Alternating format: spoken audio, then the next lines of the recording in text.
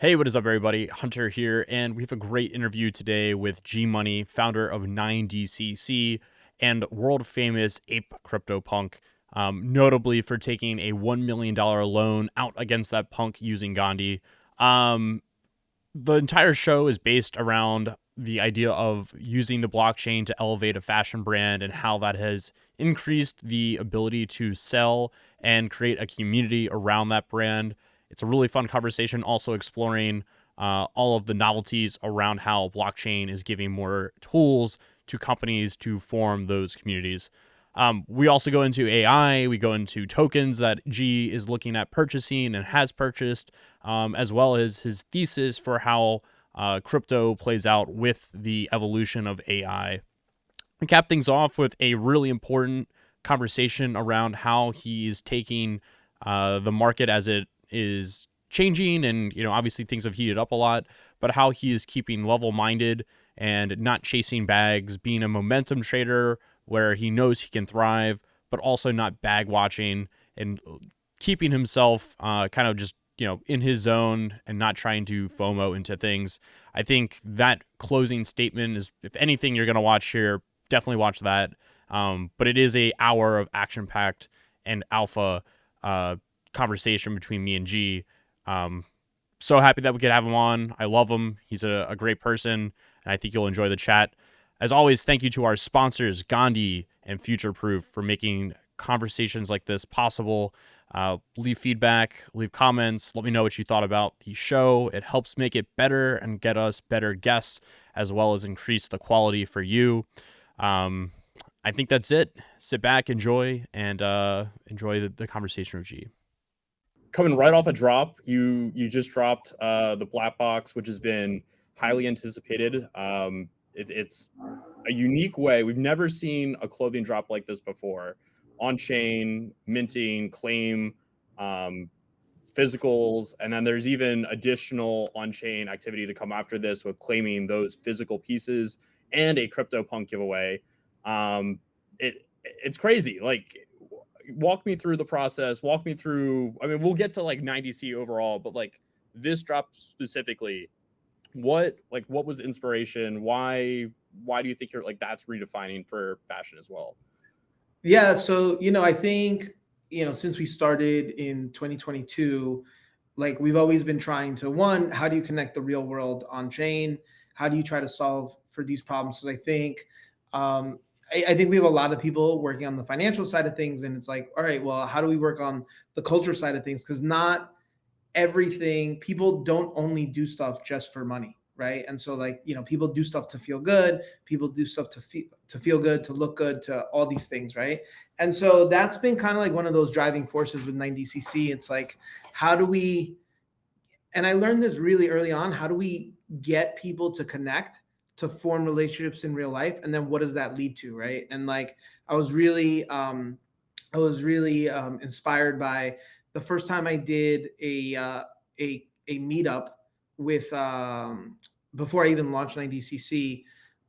Jacob and Steven ended up Martin and Steven Sullivan. Yeah. They ended up meeting up at one of the spots, and they ended up founding Two Punks Capital together, right? And I was like, holy shit, that's so powerful, right? And I was like, how can you do this at scale so that it's not just like me throwing out a tweet being like, hey, like, I'm going to be here, come meet up, but Right. rather like, build a network of that, of like builders and innovators and those moments too. Yeah. And so like, it's funny because last night in preparing for today, right before I went to bed, I got hit up by somebody that attended one of like our stops in Singapore. And he ended up like getting like, I think a full-time gig, or like at least some kind of gig with somebody else that he met at that stop. Right. No and way. I'm like, yeah, this is exactly what it's about. Right. And so that's always been one of the driving tenets of 9DCC is like, how do we get people to connect? And then how do we gamify it, right? And how do we do, all this stuff that we see on chain, how can we bring it off chain into the real world, right? And so I've been thinking about this for a long time of like, okay, how can we do some sort of reveal mechanism that like also like caters to the degen side of things, right? And so Because like it's funny because like in the Admit One community, we have a Admit One and 90cc community. We have a weekly call on Friday afternoons, 3 p.m. Eastern, every Friday. As long as I'm not traveling, I'm usually in there. And we were like kind of talking back and forth a couple months ago of like what would be like an exciting type of drop mechanism, right? That you can do that is cool and gamified, gives people a little bit of that that like degen attitude, right? And it's Right. really funny because like going into that convo, I remember being like, okay, like people will want this or people will want that, and like it was more degen than I thought, right? And so it was just like, all right, well, how do we do something that caters to that? And like you have to remember, pre-November, like NFTs were dead, right? Very The dead. market wasn't where it is now, and NFTs were dead. And we're just like, all right, well, in a market where NFTs are dead, how can we still create hype around what we're doing, get people excited, get more product into new people's hands, expand our community? And that's really kind of what we were building for. So we're like, all right, well, what are things that would get me excited for, right? Like what would excite me to do something? Build things that you yourself love. Like Yeah, that's yeah. that's always been like our tenant, right? And like for the team, like we're always like, all right, well, would you get excited? And then it's like, all right, if us as the core team gets excited, sometimes we get scared we're flying a little too close to the sun and we're drinking our own Kool-Aid, and we'll be like, okay, let's talk to like other people and be like, what are your thoughts, right? And so like even like with the mint out, the mint out was in 42 seconds. It was way faster than anybody on the team expected, right? And like, and again, that was also a function of, less than 30 days before that, the market was dead. And I'm like, I don't really know, how much demand there'll be for an Right. NFT right now, right? Well, And so, you could feel the energy at Art Basel. Like there was a real buzz that week. Like it yeah, felt like you could tell like things were back, things were pumping, and I think it's only grown since then. I mean, we saw that with like doodles and penguins and everything kind of popping off. Uh, but you were in a moment of uncertainty for sure. yeah, yeah. I mean, I think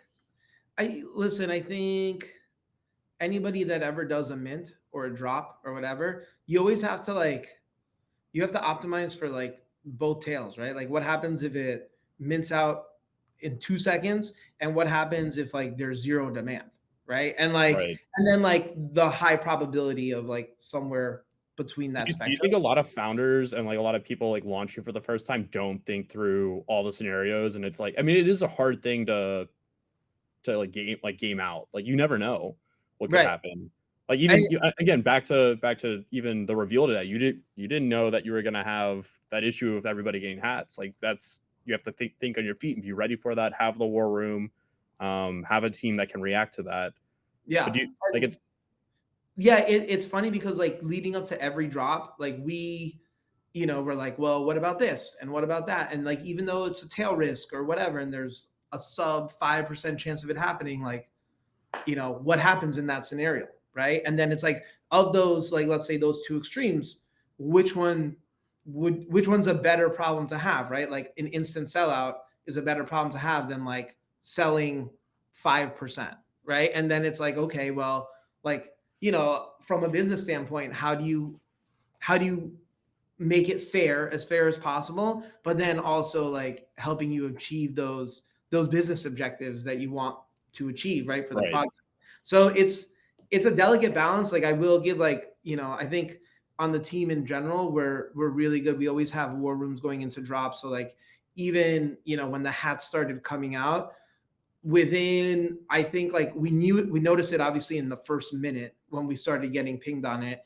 And then I think within like 2 or 3 minutes, we're like, all right, let's pause this and like let's re-roll everybody, because obviously it's not fair, right? Like so like we want the most fair thing possible. And kudos to the team because we fixed it and I got it mean, up I thought that was going to be an hour delay. That was only 15 minutes, or I mean, maybe 45 minutes. 40, Yeah. yeah. But I mean, I thought it was going to be a drawn out thing, and then there was I was like, oh shit! Like I felt so bad for you. I was like, there's no way he's getting on it too. But here you are.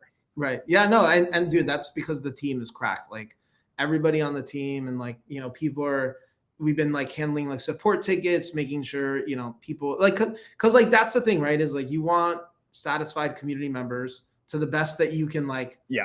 accommodate them, right? Like some people are unreasonable and like that's just life and that always happens no matter what. But like at the very least, it's like give people like good experiences so they want to come back, right? And like I give so much props to the team of one being able to be responsive and then, you know, teamwork. It's like I said, I just dropped out of the war room just right now just to hop on here, but I know that everybody's in good hands and, you know, things will come along. So we're excited, you know, obviously. So the way that like the mint happened, right, is the mint was on December 18th. The reveal started today, so you can see like what you got. You can trade, buy, you know, like because there are a couple pieces in the collection that like I didn't buy, and I'm just like, oh, like, you know, if I can like snipe it like on the floor or whatever, then like let me try to do it, right? Right. But then the way the eligibility for the CryptoPunk works is, you know, the wallet that redeems the physical, right? So when starting January 15th, there's a 2-week redemption period where people can go there, enter their address, get the physical product sent to them. Those wallets will be the ones that are eligible for the puncturing on February 7th. So you know, you can actually, and you can go trade for revealed items on the shop right now, which I did not know at all. Yeah. I had no idea of that. I'll show that for people real quick. So yeah, so it's been, you know, like what's the floor at right now? Because I feel like it's interesting 0.039. because I mean that's like you're still $145. You can get an entry for a CryptoPunk, right? Right, and the hat. I mean, and this is, and that's about the. I mean, what the hats are $99. Yeah, maybe $5 to $125. I mean, there's opportunity, and there's boxes, and there's OP tokens. OP tokens, you get what 21 of those. Those are like at $2. Those could run. Yeah. And as you go transact on OpenSea, you're getting XP. I know that the minters got XP. I don't know if you're getting XP for trading. Gotcha. I don't know either. Then yeah. I don't know how the XP stuff works, but it does sound like OpenSea is doing something to keep the the game. To be perfectly honest, I also don't know anything about, you know, XP or OpenSea 2.0. I'm just like a degen like everybody else, being like, I think it would be important. So we'll see. Yeah, we'll see what happens. I think. I mean, that's a whole nother conversation. We could maybe get back to that later. Before we get on to some of the other topics, real quick, for those who don't know about 9DCC, first off, favorite brand. You know, I'm very avid of wearing your stuff, and this hat probably has been my most worn article in 2024, and basically it's become like a staple of my fit. Can you just explain to everybody like what is 9DCC? Why involve the blockchain with fashion? Why is the fashion industry moving forward? Why did it require you? Like, just give us a spiel. Yeah. So 9DCC is a crypto native lifestyle brand, right? And it was born out of, at the time, I wanted to create something that I wanted to personally wear, right? In a style that like I would like to wear. Cause I felt like a lot of the fashion that was out there was cool. It just wasn't something that I would want to wear out to a nightclub or out to a nice dinner or whatever. So I'm like, I want to do that for myself, right? And so then from there, right, like the next extension of that was, well, if I buy something, I'd like to know a lot of times, right? Like I think when you walk into a store, they'll tell you this is one of, am I lagging? A little bit. A little bit? I think you're fine. Yeah, I think you're fine though. Okay. You know, when I walk into a store and they'll tell me there's like a limited edition collection, I have no idea. Is that limited edition 5? Is it 5,000? Right. Is it 500,000? I don't know. Right. And so it's like, you know, having that provenance on chain helps with that. Right. And it helps with resell. Right. In terms of like, you knowing if you're buying something real or not. And then, you know, once we got that out in the wild, to me, it was very interesting. The gamification side of things, right? Of how you can then utilize the physical product to build community, to build engagements with the brand, to build brand affinity. And those are all things that we've been pretty much at the forefront on and testing with our own brands. And and building out the technology that, we can also use that for our partners that choose to, build on top of us. Right. And is it from like a actual sales standpoint, is it elevating like are you seeing like elevated sales and like repeat customers over like if you had done this as just like a simple luxury brand, no blockchain involved? Yeah. So, I mean, I think one of the most interesting stats that we have is that when people over the last 2 years, when people come into the Shopify store and do nothing, they spend X, right? If uh, the more involved they are within our net community, so they're playing the games, they're going out and showing up at meetups, they're collecting other people's nines, which is basically like proof that you met somebody, they spend up to 2.5 times more, right? So it's like, and that's like significant. I mean, that's a significant thing. There's companies that are doing hundreds of millions of dollars in revenue every year, and if they can 2.5x what a customer is spending, that's a massive change on their bottom line. Exactly, right. And so it's like, I a lot of times been like, when I delve into like the e-com side and the web 2 side of the world, and I see people like, oh, like we utilize this tool to increase sales by 15 to 25%, and it's like that's great, but like we're seeing like massive ROI on that. And so we're like, all right, we're onto something here. And like, when I launched Admit One, which was the precursor to 90cc, I wanted to start small because I also knew that like we kind of had to like lay the groundwork, right? Because this is, in crypto, like I feel like every project, right? You're building the airplane as you're taking off, right? And no matter what, right? You're always going to be behind the 8 ball. You're always going to wish you had more man hours and all that stuff. And I wanted to like lay that groundwork before we were like, hey, let's take this and let's scale it. And I feel like now we're finally at that position where it's like, okay, we have a solid framework here. We have a solid core community. And I think the best testament to that is, even, like I said, we got the feedback within the first minute of what was going on with the mint, and people were like really calm. Like it wasn't like people weren't like freaking out, being like, I mean, that's also on your reputation. You're known as you execute well, you follow through with your word, you try to like make sure everybody's taken care of. I mean, I think yes, you have a great team, but also your brand and what you're known for speaks volumes and carries a lot of weight. Thank you. I appreciate that. Admit One is separate from 9DC, correct? Like they're two separate communities, and so Admit One is almost like the tier 1 level of 90cc. So like within our network points architecture, Admit One gets the most points, right? You get 5,000 points for every Admit One that you own in the 90cc network. And it's just, I think also like when we launched, right, we were one of the first projects to launch a points program, and we've been tracking that since day one. And I think points are going to start to become really important in projects like everywhere in the space. And I think that 2025 is looking really bullish for everybody. Yeah, I think you are a leader there for sure. And yeah, points and rewards and having community, like a brand, like a community around a brand instead of a brand selling to just customers, is kind of like flipping the script. Like nobody is a community of Gucci, right? Nobody, like I have no alliance to Gucci. It's just a cool luxury brand, but I have alliance to 9DCC, right? Like there's a real community of people. They all care. They fuck with the same like ethos. I think that is also flipping the script pretty significantly. And I don't think that would have happened without this infrastructure. Like you can't be like, oh, this is a Web 2 solve thing. I think it needed blockchain, Right. and you timed it correctly. Right. Yeah. And like, I think part of it too, right, is like, when you look at, let's say, legacy rewards programs, right, a lot of the time, at the point of sale is the last time you hear, like, that's the end of the relationship, right, between the brand and the customer. They're like, oh, you spent X. All right, thank you. We'll see you the next time you walk in the store. Hopefully you can get your email and we can, target you.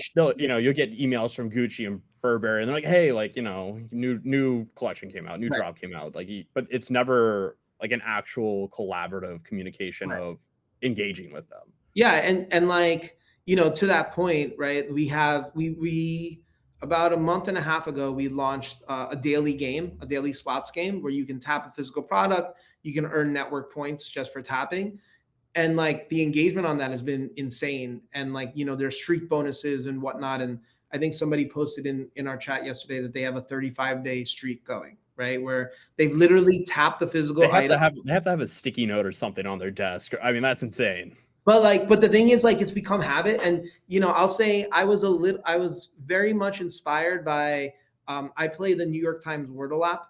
Yep. And for the longest time you could only play one Wordle per day, right? So it's like, you solved it, Yep. great, come back tomorrow, that's the next time you can play the game. And like, I felt like I would be like, oh man, like I can't wait to play the game. So now it's like, if I'm like in the bathroom or like have some downtime, I'm in the back of an Uber and I have like some free time, like 5 minutes, I just am like, oh, let me play this, right? Keeps me young, keeps me thinking. And I was like, I think that's really cool, right? Where it's like, even if I wanted to play 100 games right now, I can't, right? And there's like that wanting to come back. And now it's part of my daily routine. And like, it's the same thing with the slots where it's like, I don't need or want somebody to sit there and play the game for 3 hours, right? I want them to make sure that they're, hey, oh, I'm out, I'm at lunch. Oh shit. All right, cool. Let me just tap my hat. Let me get my points because I'm wearing the hat, right? Exactly. And that's kind of like the whole thought process behind it, right? You get that brand impression, you create that brand affinity, and then ultimately, from what we've seen, that leads to like higher LTVs on our customers. Love it.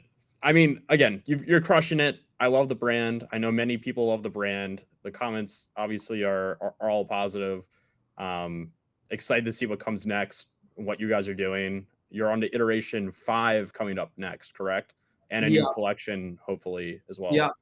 Yeah. We've been cooking through the bear. It's definitely been like looking forward to what's coming and building throughout all of the bear market for that, right? So we're excited about stuff. And I think hopefully in the next couple of weeks we have something exciting that we've been working on for a minute with a homie of mine who's like a cool artist. He's amazing. And like I'm excited to share that too. I'm excited to see it. I think it's relevant, right? Like you're innovating in the fashion industry. We've seen a lot of other innovations recently, and mainly around the topic of AI. And I know I probably sound like a fucking broken, drum at this point. All I talk about is AI, but it is, 50% of the mind share of the market that we operate in day to day. I think 70% yesterday. No way. I think that's what I saw, 70%. I'll have to. Okay, somebody double check that for me while we're talking. I can't get over the fact that to now access the terminal through AI XBT, you have to hold over $300,000 worth of tokens. Is that can you justify that? So that tweet that I put out last night, I put that out. I've been thinking it for a minute. It wasn't to target AI XBT. It was just to me, it's just like an unsustainable business model of like, how can you operate a real business? Because like we saw this with NFTs. We also saw this last cycle. Nobody had like a real business plan that was sustainable around. Right. Because like it works initially, right? Because it's get that supply sync, right? Of like, oh, you want to access this, you need to hold X number of tokens. Yep. But you just can't like operate a business long term when there's no revenue generation. Because like ultimately, and listen, I was like going, and I want to throw mad kudos out to the dev for AI XBT, because he DM'd me pretty much immediately after that. And I was like, look, this wasn't a knock on you. I just use an example, but it's just like everybody's adopting the same model, right? And of like, hey, if you hold X number of tokens, you get access for life. And it's like, but like that doesn't work, because in order to pay bills, then you have to sell the token. So you lower your exposure, like as the team, let's say like the team owns whatever percentage they own. In order to pay the bills, they have to sell the token. So then they have less incentive to keep on building, because they own over time less and less of the network, right? I think they could have charged $1,000 a month and people would be paying it. I think they'd Oh, have for sure. yeah. You know, and listen, like he reached out to me, he said like they've got a couple ideas of what they're thinking for revenue. For me, it was more of because it was the same thing with NFTs, right? And it was like very much why when I launched Admit One, and like you saw like some of the smarter like people that launched NFT collections were like there's an end date, right? Like Gary Vee put an end date, Kevin Rose put an end date, and like it was like, okay, I'm doing this for a certain amount of time, and then at the end of that time we'll reevaluate, right? And I think it became really evident once royalties went away that it's really hard to sustain. You can't sustain a business on no revenue, right? It's like, it's fine when there's like a royalty being paid and there's a ton of volume and then you're paying bills off of that, right? Or paying your run off of that. But it's really hard. It's like, would you show up to work if you only got paid the first week and then you never got paid again? Yeah, nobody would do that. No, like nobody would do that. So I it just to me is like, it's like we've all seen this thing before, and I know AI is like running, and like I love the narrative because I'm like deep in the trenches as well. But I'm like looking at it, I'm like, yeah, like it's great for initial supply sync, but then how do you transition to like a more sustainable model where these teams can pay for compute now? Interestingly enough, when I was talking to the dev from AIXPT, he said that right now they're making enough off trading fees and I think LPing in the True. pool. So that's fine. Right? So that's great. But I just think like, long term, it's like if, like you want to see those revenues like, up and to the right, like as parabolic as possible. And it's like, does that do it? I don't know. My right? instinct is no. And it's good to know they're thinking about longevity and at least other revenue sources. I bet subscription, I bet ancillary services, Telegram integrate, they'll figure it out. The dev seems very smart to me.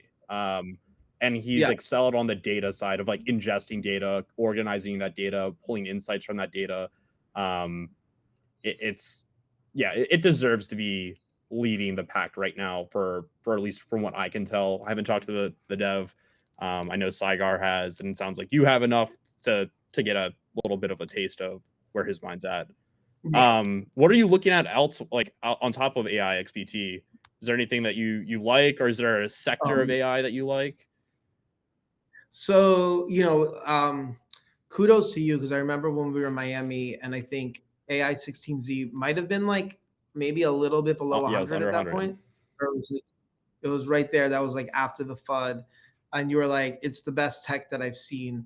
And you were like, I've been working with like devs, and like I introduced you to a couple dev teams too of like, look, like I don't understand the code. Like you tell me like your feedback, because I'm just like, oh, this guy's smart and he says it. And like I faded it, and obviously up 20x since then in the last less than 30 days. So definitely feeling the pain there. I think, I've been really active on the virtuals ecosystem.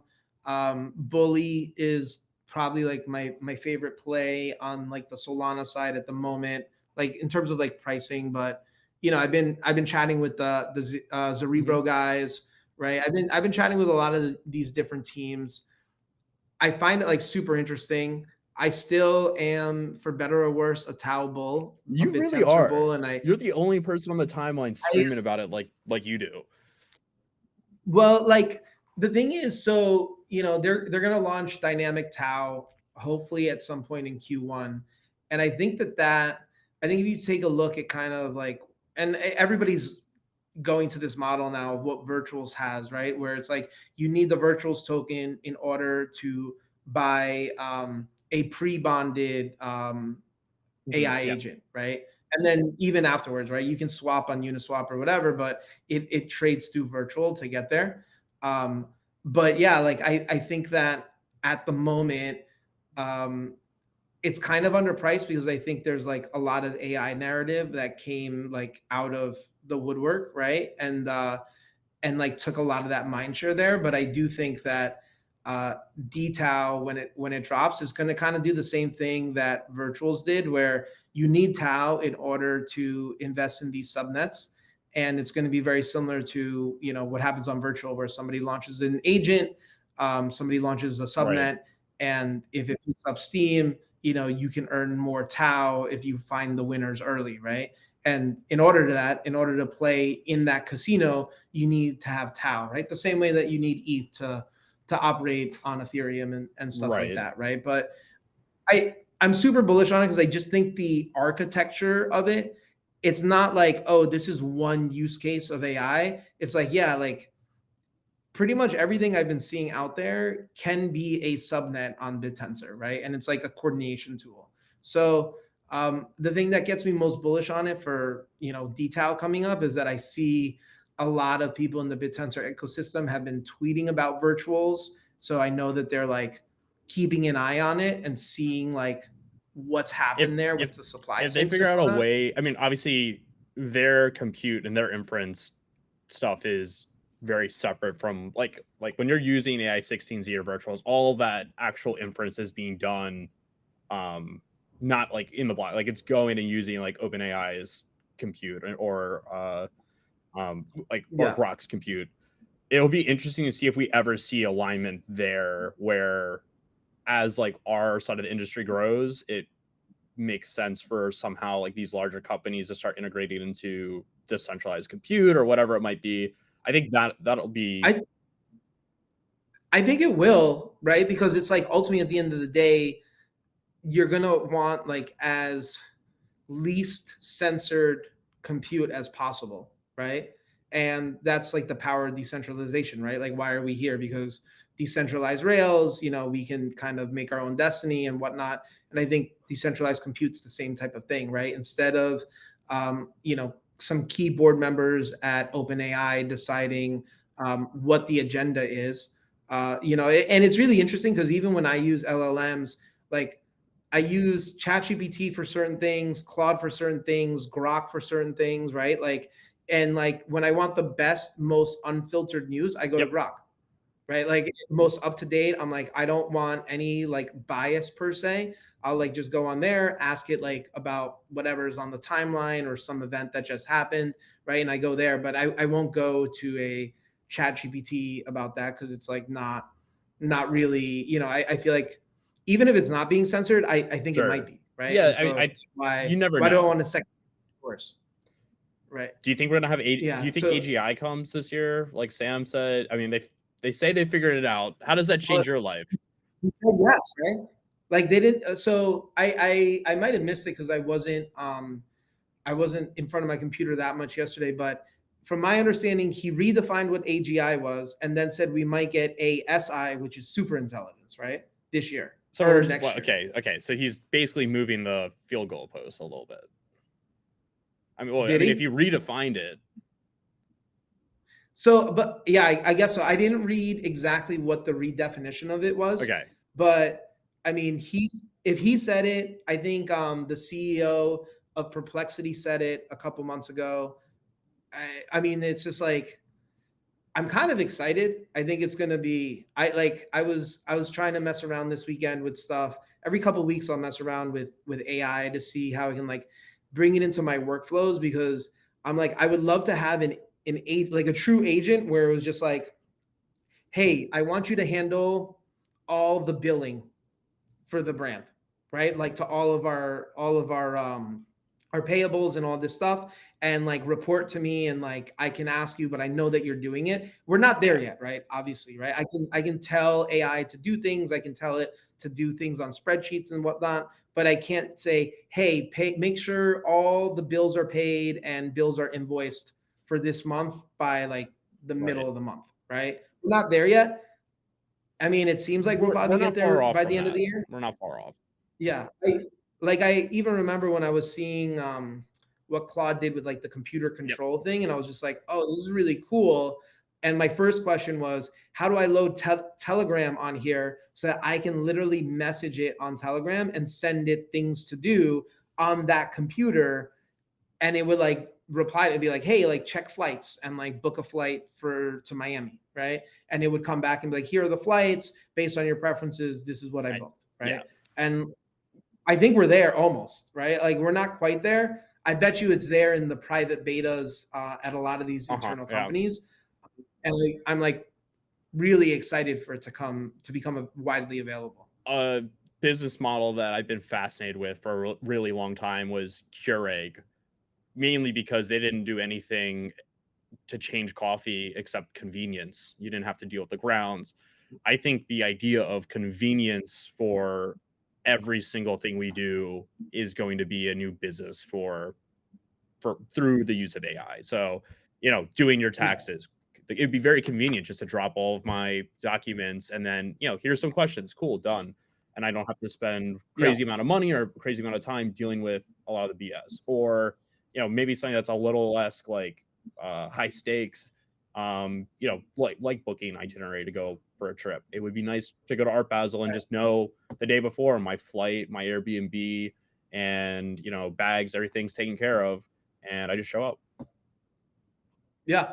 Yeah. And like, I think we're close, right? And that's kind of what gets me so excited. And I'll throw out tweets every once in a while. Like I did on Saturday, I was like, so what's an AI agent that people are actually using in their workflows? Because that, like, I want, like, basically, I want an army of assistants that I could be like, hey, you focus on social media, you focus on financials, you focus, and then, like have like my own little swarm that probably has not as many mistakes as humans do, right? And has like it's infinitely productive because it's operating 24/7 and doesn't need to sleep, right? So which kind of also begs the question, right? I think I've met up with Good Alexander a few times, and he's definitely like enlightened me in terms of like what is probably coming down the road. And I'm more probably a techno optimist, but I'm also really aware of the fact that I think he said something to me, or I don't know, it's really popped up in my head lately, where um a lot of people said in a world of AI, like money doesn't matter. But then now the argument has started to be made, and I kind of agree with this more, whereas in the world of an AI, money matters more, because the cost of compute between the haves and the have-nots is going to be so extreme, right? Oh, And I think we've already started to see that with ChatGPT, where okay, $20 model, everybody has access to it for the most part. Like most people yep, can afford that, but the $200 a month model, that's $2,500 a year for like the best and latest model. It doesn't make sense for everybody to do yeah, that, right? And so then I think we're going to start seeing more and more disconnection of those extremes of like, if you want the best model that is the most productive, that gives you the best answers as fast as possible, it'll be way more expensive than like the model that's like 6 months old, right? And that's going to be what's widely available, right? Like as like a level to everybody, but it's going to be like, I think it's just it might bifurcate the haves and the have-nots. that's fat. So I don't know what your I thoughts on literally, that. I mean, Like I'm I sure. literally tweeted, I think even last night or the day before, and I said, I think the tweet was money's just a concept. Like we shouldn't forget that, right? Like I think, and it's like Margin Call in the movie. There's that scene where he's like, hey, like money is just made up. Like it is just something that we invented so that we don't have to kill each other to be able to buy food, etc. Um, Mhm. so I was discounting it. I was saying money like does money have the same value, or does it serve the same purpose um when you have AI taking over? Your thought process actually makes more sense when you're thinking about like the actual underlying resources of like how are you getting like AI? How are you accessing it? It is electricity. You're literally taking electricity and zeros and ones and um getting like information out of it. So I mean, in that sense, there's a real resource you are paying for. So then capital does matter more. Um, Right. Yeah, I mean, it's interesting. I think like we don't know which way it's going to turn out. I was actually talking to somebody um last week, and like he came over for coffee and we were discussing, and he was like, he goes, I think at some point there's going to be different phones, right? So there's going to be like right now, like everybody has for the most part like the same compute in yeah, their pocket, right? Like an iPhone when it comes out. He's like, but there's probably going to be some phones that come out that are like super compute, super powerful, that's maybe like $25,000 to buy, and you can only buy it and afford it if like you're giga rich, right? And because you just have to the have power of local that compute in the, compute. or like I don't know, like we didn't really delve as much into it, but I was like, it just feeds into that narrative of I like in that situation, the more resources and access to resources that you have, the more the more valuable it is, Yeah. right? There's going to be some baseline resource, right? And there's also probably going to be some sort of UBI. But then if you want anything above that, right, like it's going to be really hard because as a human, you're competing against AI that is more productive than you, that is smarter than you. It's just, I don't know what happens, right? Got it. Yeah. I mean, yeah, it's going to get weird. It's going to get weird. I don't know what the actual outcome here is. I think a lot of this is speculative. Um, but the access to having the strongest models, to having the best information, the best tools is only going to become more valuable. And it's only going to, again, expand that gap of who's in the, who's at the bottom, who's at the top, and in the middle. Like it gets wider. Yeah. And we see that now with data Yep. already, right? Where I think over the last couple of days, people have been making the argument that all these AI agents are Chat GPT wrappers. But like, okay, fine, like that's almost like the brain. But like, you need to feed the data in and there, that's right? why Like, what AI XBT is separated. And I think people need to understand that, like, the actual things feeding into these models right now is the big differentiator. The decision making we'll see some innovation there of like actually being able to take like on-chain data and make actions against that. And then the actual output of that, we'll start to see innovation. But the next phase of crazy things we'll see are on the input side. And that's why I've been kind of screaming and shouting about Cookie. I've been screaming and shouting about Cato, because they're both data terminals. They are both aggregators of social and on-chain links that allows us to get insights off of that. And I think there's a couple other ones that aren't like publicly known to be building, but there are people basically trying to build out AI XPT's terminal of news, social, on-chain, all these things in a one package. And those will be extremely, extremely valuable, not only just for you to access, but if you have an agent, to have an agent that has insights off of that. And it's also why I'm bullish on Facebook or on Llama, and also Facebook on Grok, because they have the fire hose of information and all this data, all these images, all these comments, all these social connection. That's the thing. X has the ability to know, all right, who chats in DMs? What are those accounts? How can we have AI that allows you to connect better to those friends, to see different things? They could start by fixing messages. They could start by fixing spaces as well. I mean, we've had that product for 3 years, and I'm on Spaces last night, and they're still rugging. We'll see what they do. I had lunch with the head of I won't say his position. I had lunch with somebody who's at XAI, and it's interesting to hear how they are hiring like crazy, and they're just moving very crazy to just roll new things out. I'm not sure if people are aware of that, but there's a lot happening there. Well, I think to me, one of the craziest stories I've heard in the last couple of months was how I guess Elon did something that was deemed physically impossible and would take a couple of years. Like I think he put something like 100 or 1,000 H100s in one location, and people because I think like with compute, right? All the chips need to be talking to each other simultaneously, right? So that's why people are building these humongous server farms. And he bought a ton of boxes. I don't know the exact number. And people are like, oh, it's going to take him a couple years to like build out this farm. And he did it in 45 days or something. And it's like now I think like one of, if not the largest supercomputer in the world. And like, that's what like he's training XAI on. Again, it's going to get really fucking weird. I'm here for it. Are you ever going to launch an agent? I think that's an interesting area. I've definitely had conversations. I have ideas. We've spoken about it. I have ideas. I'm just trying to figure out how exactly it makes sense for me and how we would want to do it. Because I think, and I think we've seen that already, right? Like in a world where you can launch an agent with the click of a button, the only thing that differentiates agents is how interesting they are and like whether somebody cares what they have to say or wants to interact with it.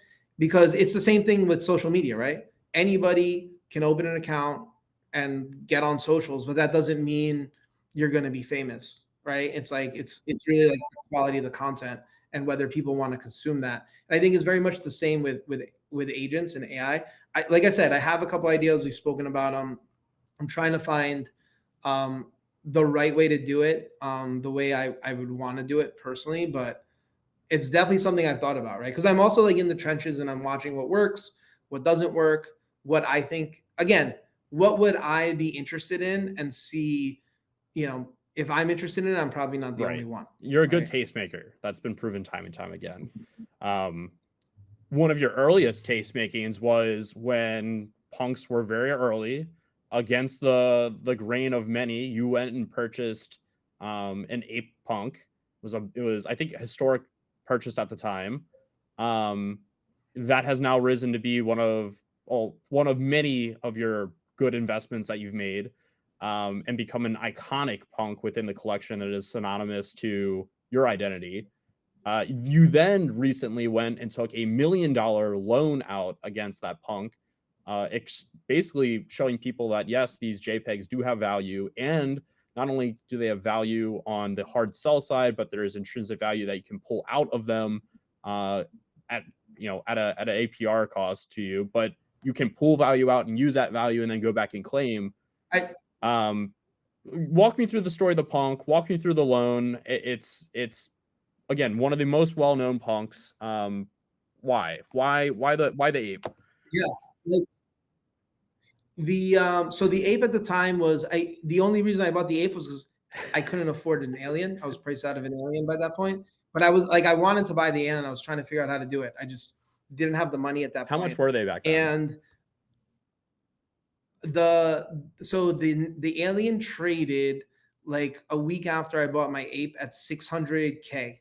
I bought my ape for 150K, and the alien traded.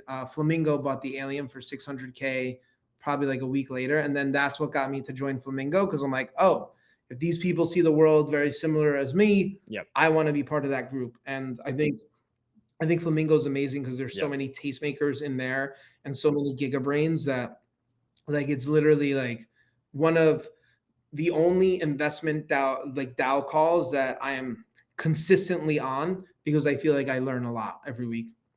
And yeah, to me, I was just very like convicted on punks by that point. When I first got into NFTs, I was like, I want to find the next CryptoPunks, but then I realized CryptoPunks is the next CryptoPunks. And that's what really got me to go down the rabbit hole. And I think interestingly, and I've been tweeting about this more, and I know I believe you're an investor in Gandhi, and so am I. And, I will say, even throughout this entire bear market, like getting liquidity against CryptoPunks, almost instantaneous, like almost like same within a week, like at most. And like, I think right now, pretty instantaneous in terms of getting like a loan against them in USD at like competitive APRs, right? Like obviously it's cheaper to go to a bank, but I also don't need to KYC, and I don't need to like fill out a ton of paperwork over. Like it's funny because the reason why I ended up buying that punk, the reason why I ended up taking a loan against the punk was at that moment I had the money in ETH, and I was like, ETH was trading at like 2,200 around there. So I was like, I could either sell the ETH here because I needed the money for a real world thing, or I could keep the ETH and take out a loan against my punk. And I think ETH is going to outperform, and it obviously has outperformed since then. Even though it's underperformed pretty much every other asset. Has outperformed, but yes, relative to. But it's outperformed. It's outperformed the 15% that I was paying, right? Or that I'm paying. And so that I was like, all right, this is like a no-brainer trade to me. Like, why wouldn't I take this?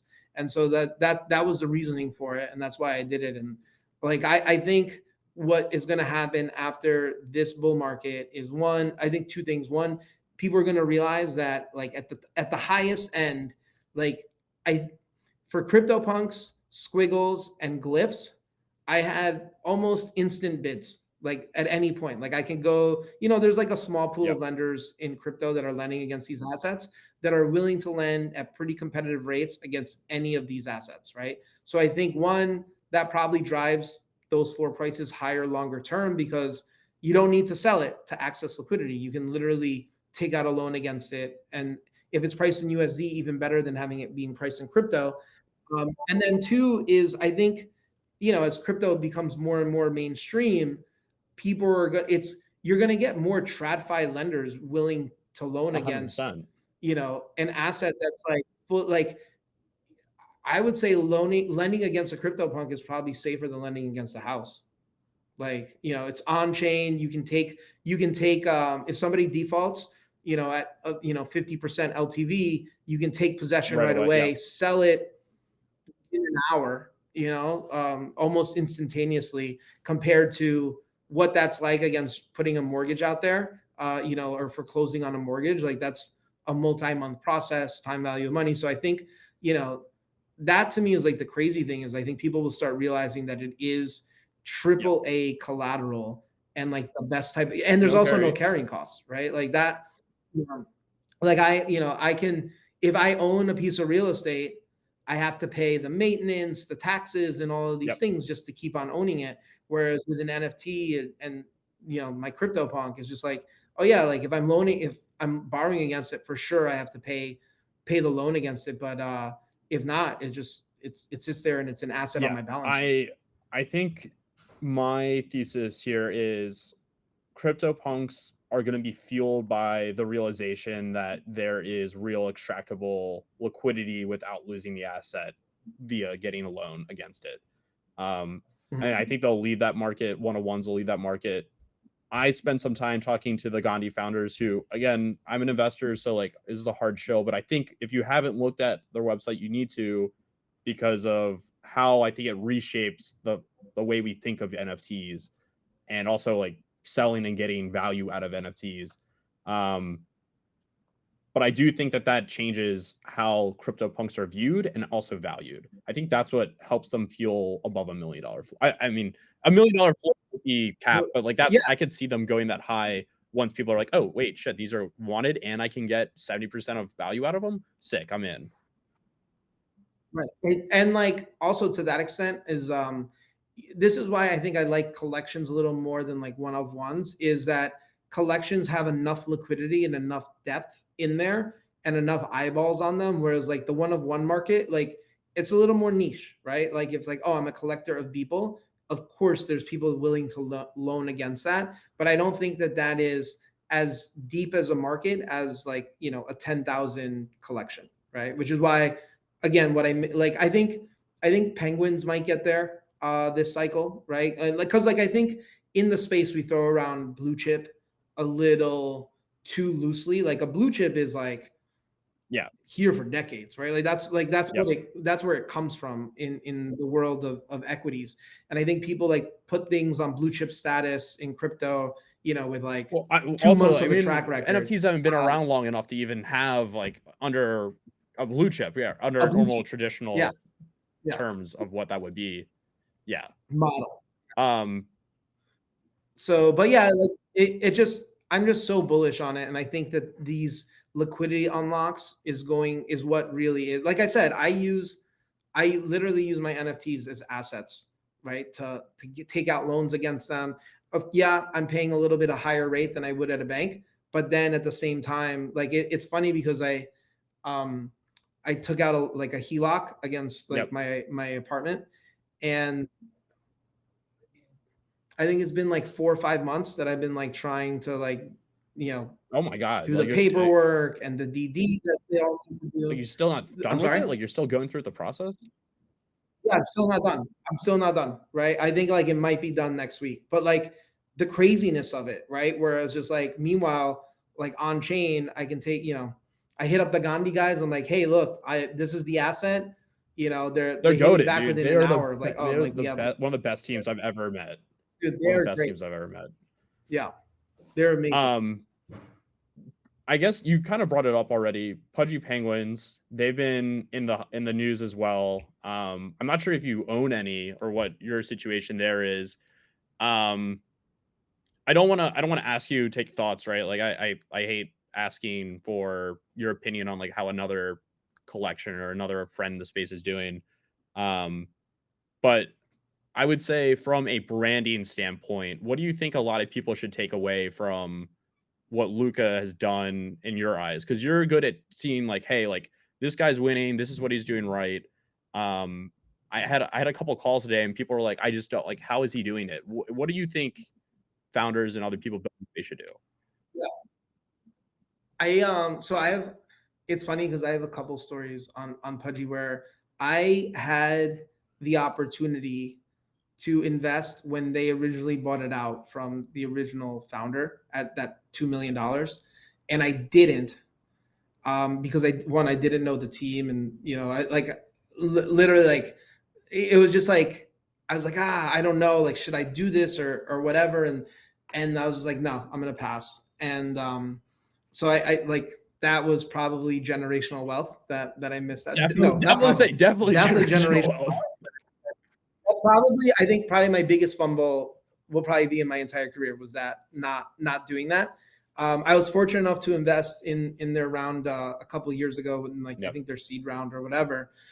And like I said, like I think Luca and his team is just lights out. Like they're crushing. They know, I think they understand the consumer side of things. They understand building a brand, and I think they put on like a master class of what that's like. And I am a huge fan of what they do. They're all homies, and like almost every time I'm in Miami, I try to meet up with somebody on the team and grab some coffee and whatnot. But yeah, I mean, I think they all excel. I don't think they ever sleep. Always like cooking. Luca will just jump in like some of the chats I'm in at like 4 a.m. and I'm like, brother, please, like for my own bag's sake, please sleep.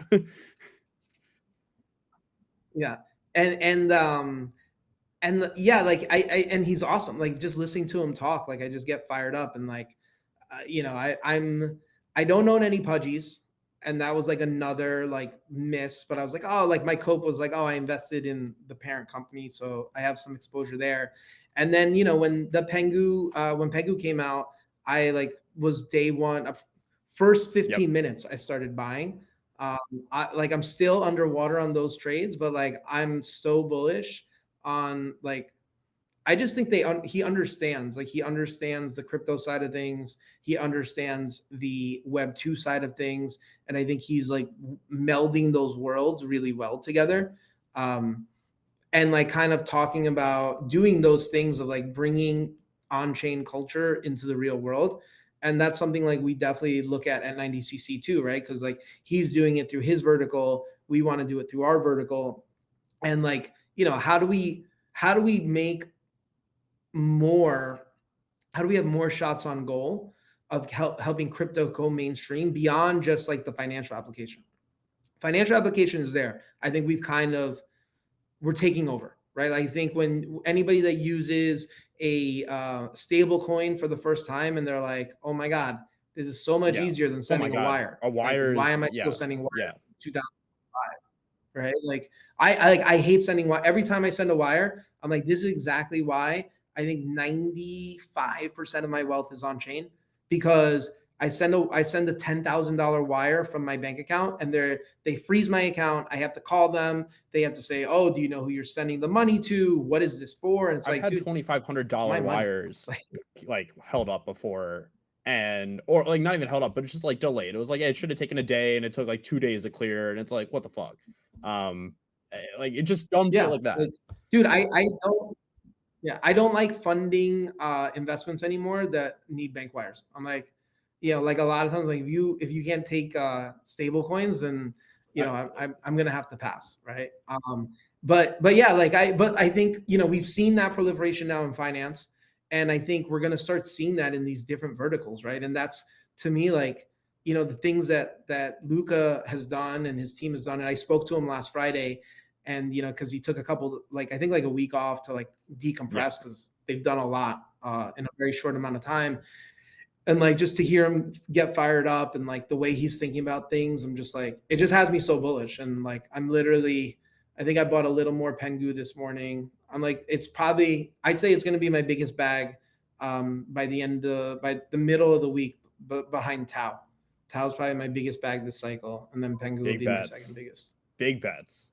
It's a lot. It means a lot also to have those be your bets. Again, your track record speaks for itself. Aside from not investing in Pudgy the first time you could have.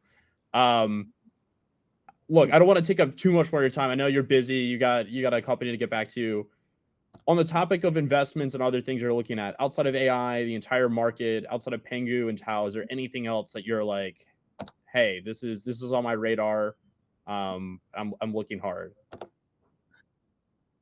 Like I'm in Admit One in our Telegram. We're talking like I've been in the trenches, kind of like taking these flyers on trying to find things that are interesting, like sub 2 million market cap ones, and throw something in there. I wouldn't say anything has like really stuck out to me per se. Probably it's like it has to graduate probably to like Right. that 30 to 50 million range before I'm like, oh, okay, cool. This looks like this has legs. Definitely Polytrader. Yeah, like I've been in that for a minute, and that chart's starting to look good, and that team is cooking. It seems like that them and Scoutly, yeah, I saw them. They came up on my radar. I literally was in bed at 2 a.m. on Saturday, and I saw Faded's post on it, and he made this like 1 minute video. I'm like, this is pretty interesting. And I was like, sometimes in the past and over the last couple of weeks, I'm like, oh, I'll buy this in the morning, and then like it doubles by the time. And so literally my girlfriend was like in the morning, she was like, you got out of bed at 3 o'clock in the morning. I'm like, it's a bull market. I'm like, these opportunities are only there for so long. So like, I tried buying it on my phone, and like the app wouldn't let me. So like I had to go to the desktop. And it's her first bull market. It is what it is. And like I just think exactly. Well, she already got hacked, so like she's got one of the essentials like under her belt. I saw that. I couldn't believe. I was like, of all the people, you would think Gmoney's girlfriend would be the last one to get hacked. Like he'd definitely be preaching security and links and do it. She it was so she had the what is it, the Phantom wallet on her phone, and then I think she got airdropped this NFT, and like she figured that, oh, if it's in the app it's safe, and then like she clicked on it or something, and then it literally drained her wallet. She's like, wait, my balance is 0, and then she sent me her address, and I looked on SoulScan. I was like, oh yeah, you got hacked. Whoa. I was like, you got drained. But no, it's good. I was just like, trust no one, but it's the good thing is it wasn't like that much. And I'm like trying to get her back into it to like learn. But she was like, really loving the meme coins for a little bit, watching TikTok trends, trying to buy the meme coin like before it's I think off. Yeah. She found Chill Guy like really early. She like showed me the trend like the day, I think it was at like 20 million, and I faded it. I also faded Chill Guy at 20 million. I dropped it in the 555 Discord. And I think some people bought it and they went out very well, but I did not. Yeah, well, I'm sure, dude. I'm sure you probably sized up well in the AI 16Z. I did well with AI 16Z. Not my biggest win, but not my smallest win either. I have a feeling that like my personal biggest win is still to come this season. There's opportunity every day, and a lot of the leading tokens that are leading today aren't going to be leading in 2 months. I can guarantee you that. And I would say the leading token or the leading AI meta has yet to even emerge.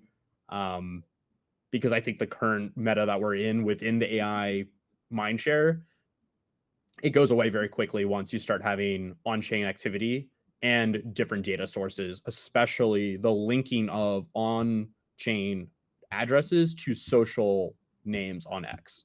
That will be, I think that's the catalyst, and I think Cato sparks that, and I think that's why Cato, whatever they're doing at the airdrop or whatever they're doing at the NFTs, is going to be like the most valuable data center out there going forward.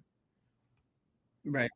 Yeah, no, I agree with that. I think what Wayfinder is doing is interesting as well. And like I think we're starting to get there, because even like some of these apps that I see on your phone where it's like, okay, you can buy Solana memes and you can buy base memes without like having to bridge or anything, right? It's just like buy and it does it automatically. And I think that that's what we're going to see more and more of that, right? Like even I was messing around with the Wayfinder app a little bit over the weekend, just asking it some questions, and it was like, dude, I'm so busy, right? And I have a bunch of like positions that I can like farm, but I'm just so busy, so I can't keep up on things. But it's like, hey, like tell me all the opportunities that I can farm with this token and rank them from 1 to 10, from like risky to least risky, and tell me what the risks are.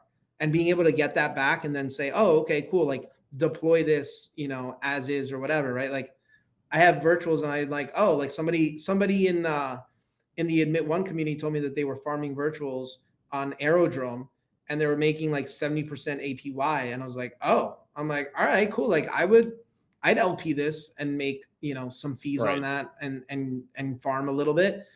And so it's just like, it's like money that's like there. What, like, why not take advantage of it? And I think that's what AI is going to really help with the on-chain stuff, because there's just so much stuff, right? Like I'm so disconnected from the DeFi side of things now because I'm so focused, on the consumer crypto side of things. And like I have people that are like, oh yeah, like I'm farming this thing. I'm like, dude, like I didn't even know this existed, right? And it's like if you have AI to track. Do you feel these things overwhelmed and, this and cycle? to evaluate. Last cycle, I think I was operating at like, I felt like I was at the like edge of overwhelmed. Like I could keep track of, hey, this is happening in NFTs, this is happening in DeFi. This cycle, it's like, I'll get a notification on my phone and it's about like a new company and a new sector, and it's TE that was not on my radar. All of a sudden, TE Yeah. is super relevant, and I got to go learn about it. And then by the time I go learn that, it's like, oh wait, you're not looking at like this layer 3 stuff, and it's like, no, I haven't looked at that. I was looking at TE, and then all of a sudden there's token bound NFTs, and it's like it's just things are just speeding up and speeding up. Well, I think it's also because there's so many different sectors now, right? Like in their own thing, in their own niches. So it's really hard to stay up to date on every story. And so it's like you have to pick the stories that you like and just lean into them. And I missed memes, right? And like I definitely feel like up until this point, I think I've massively underperformed on like my personal trading side. But I also know that like in the last couple months, in the last couple innings of a bull market is when the majority of the gains are made. And I think I'm a really good momentum trader. And, I guess like I didn't realize it at the time, but I started catching the AI narrative pretty decently early. I missed a couple of the first ones, but I feel like I caught virtuals really, really well and timely. And, like I said, I think Tau is going to be like a huge surprise this year, because I think they've started to adjust for the sell pressure and turn that into buy pressure. And we all know the reflexivity of that long term, right? So I definitely think probably the worst things you can do in a bull market is pocket watch or feel like you haven't made enough, and it's just like, hey, like I'm gonna make the money when it's time. I just need to keep my head down, do the right thing. One good trade like was, when I first started trading, that's literally like what one of my mentors taught me, is like one good trade is all you can do, right? Like you can't really sit there and say, oh, I'm going to make this much on this trade. You just have to do the fundamentals of like the mechanics, right? Like if you have a good swing, at some point the home runs and the hits will come. You just need to make sure you have like that good mechanic, right? Because sometimes you'll strike out, sometimes you'll get a base hit, but as long as you have that mechanic, you can get those home runs. And so that's, I have to tell myself that, because sometimes I do feel like, oh my God, everybody's killing it except for me. And like, I missed the bull market. And you never want to be in that position thinking that way, because that's when you make the greedy mistakes where, you size up in the wrong position at the wrong time and whatever. Right. So I'm optimistic. I think this year will be I can't think of a better way to end this than with that advice. I think it's very relevant, and it's I think it's a counterpoint to a lot of what the bigger names are saying right now, and preaching about, flaunting their wins and gains and saying you're too late, and how are you fading this? You've been seeing that on the timeline? Oh, I guess Yeah, I mean, like Hyperliquid. what? I mean, Like, Hyperliquid. Then you had people, there's some chill guy people that were kind of being like, how could you miss that? That was the trade of the cycle. AI 16Z, people are like, oh, you missed AI. That was the trade of the cycle.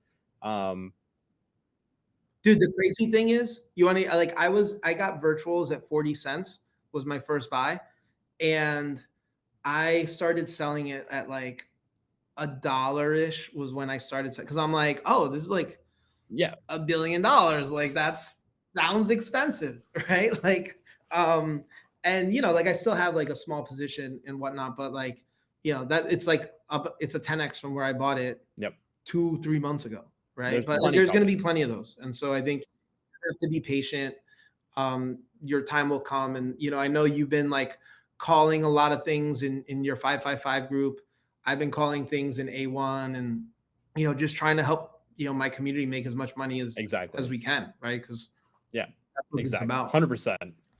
G, I can't thank you enough for joining on today and talking and sharing your knowledge and what you have planned for 9DCC. I'm looking forward to chatting with you more. We'll do this again down the road. But thanks, man. Really appreciate it. For sure. Thank you, dude. It was great catching up, and always love chatting with you, dude. Thank you. I appreciate it. It means a lot coming from you. Dope. Thanks everybody for tuning in. Catch us on the next one. We're live tomorrow. As always, have a good one. Peace.